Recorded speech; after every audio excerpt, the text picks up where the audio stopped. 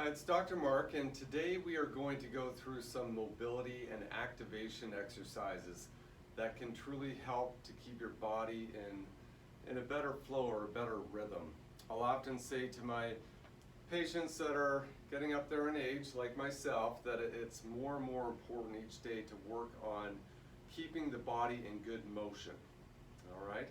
So we're looking at certain mobility exercises that personally I do each and every morning to a large degree. I may not do them all, but I'm always getting the body into some sort of movement early in the day.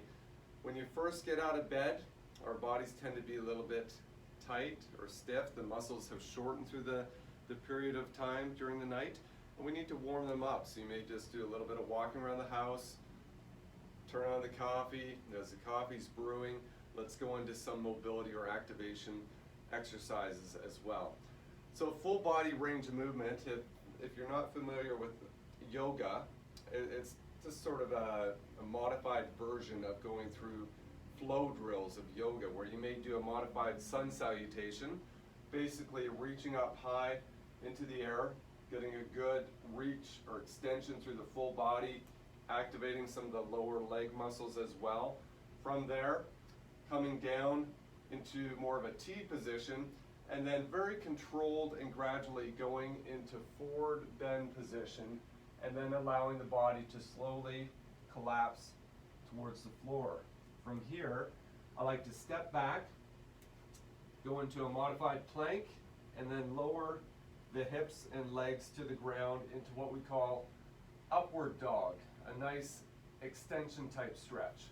From here, you can go into what's called downward dog, where we get full extension and a little bit of activation of the muscles in the legs. Walking the feet towards the hands, then doing a very controlled rolling up through the full range of the spine into that nice upright position once again.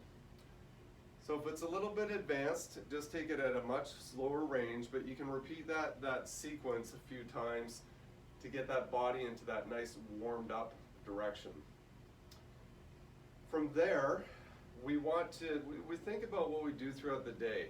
A lot of us are in seated positions. The seated position has us tight through the hips, a lot of times rolled in through the shoulders and forward in the head position. We call it flexor dominant posture, and we want to counteract and counterbalance those directions by opening up through the hips, through the chest, and bring the head back into better position.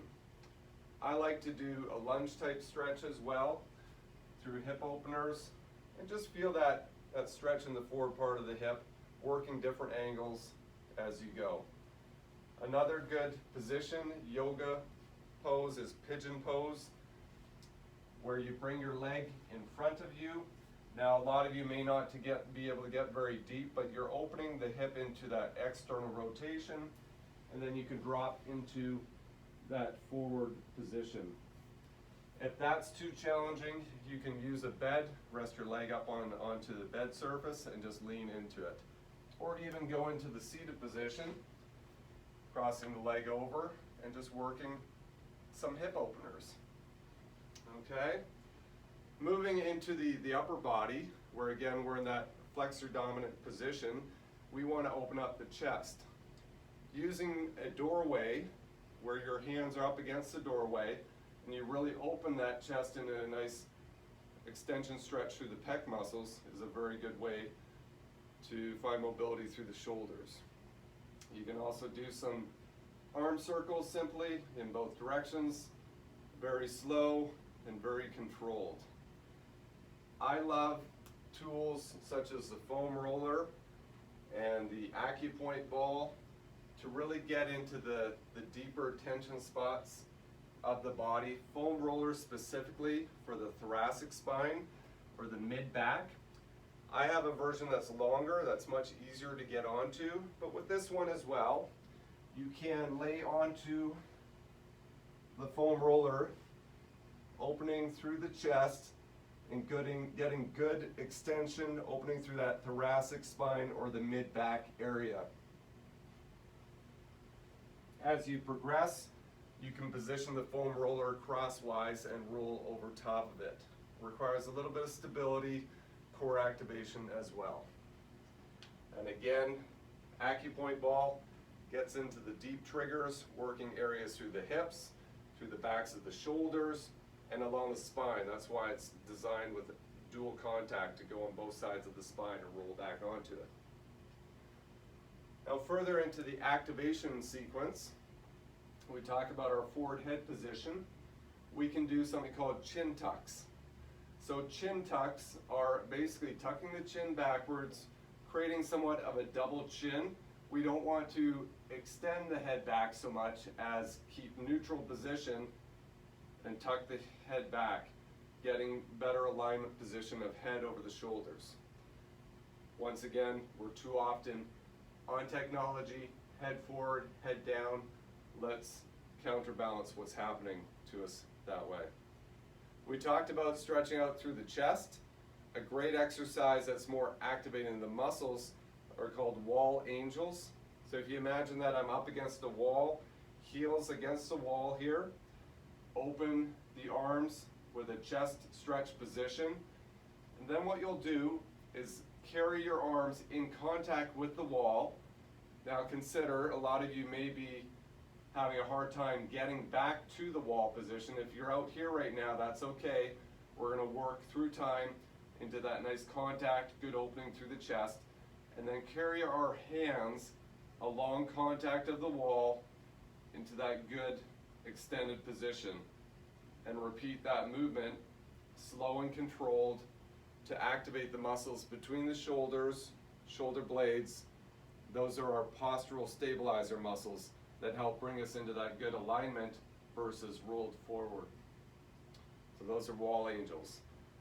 Another exercise targeting the same area I call shoulder blade squeezes. Essentially, you will take your shoulder blades, tuck them down and together, squeeze, activating the muscles, breathe through the time, but hold for about 5 to 10 seconds.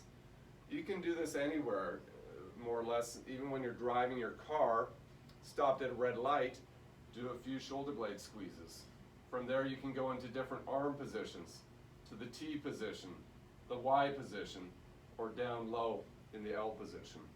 We call it L, T, Y based on the letters of the alphabet that you're simulating. Supermans are another activation type exercise that gets more the lower back paraspinal muscles. Quite simply, we're going face down on the floor and going into that Superman flying position where you can elevate arms and legs.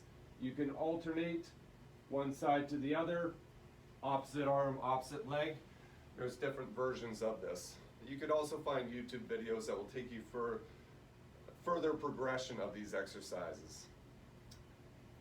And lastly, think about what you're doing throughout the day. If you are required to sit through a large part of your day, we call these posture cushions. When you sit onto them, because of the constantly changing position due to the unstable surface, it requires you to activate your core and hold a better alignment, that good upright posture. So this is a great tool to incorporate into your day, using for say 10 to 15 minutes at a time to change position and posture and activate those important muscles. Those are a few quick tips, quick ideas, but strong encouragement. Make mobility and activation part of each and every day.